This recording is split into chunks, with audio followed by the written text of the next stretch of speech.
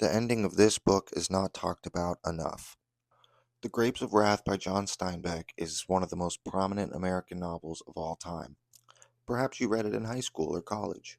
Today I will be speaking about the end of this novel and its themes as I see them, because it's probably my favorite ending to any book I've ever read. But first, a little backstory. So, the story follows the Joad family, Oklahoma sharecroppers who had to abandon their home and land in the face of the Dust Bowl that took place in the 1930s, which my grandmother had some crazy stories about. They travel Route 66 to California believing that there is an abundance of labor opportunities in the Central Valley, and they experience deaths and family members leaving all along the way. But the reality in California is not what the rumors had promised it would be. They find an oversupply of labor, hostile locals, and starvation wages enforced by the corrupt landowners taking advantage of the displaced migrants. And the family is nearly shattered by hunger and harsh conditions. After everything the Joad family endures, hunger, death, and displacement, they take shelter from a flood in a barn. But just preceding this, the daughter of the Joad family, Rose of Sharon, often just called Rosasharn, gives birth to a stillborn baby in a devastating scene. Soon after, they come upon this barn, and inside they find a man and his young son starving to death, and Rose, who has just lost her baby, makes a quiet but deeply moving choice.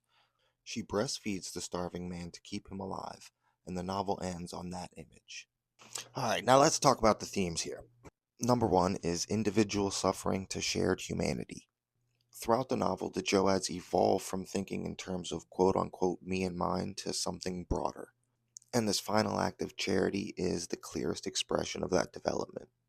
She isn't helping family, she's helping a stranger. Survival has become collective, not individual. Steinbeck is basically saying that in times of crisis, humanity either learns to share and sacrifice for one another, or it collapses. Number two is rebirth out of loss. Rose's stillbirth is heartbreaking, but it's not the end of her story. Her body, which couldn't give life to her child, now sustains another human being with the very biological mechanism that she would have used to nourish her child had it lived. This act transforms grief into purpose. It's not your traditional happy ending, but it is a kind of moral or symbolic rebirth. It's bittersweet, and those endings are my favorite. 3. Dignity in the face of dehumanization. The Dust Bowl migrants are treated like disposable labor throughout the whole novel. This final moment kind of pushes against that. Even in extreme poverty, they retain the ability to choose compassion.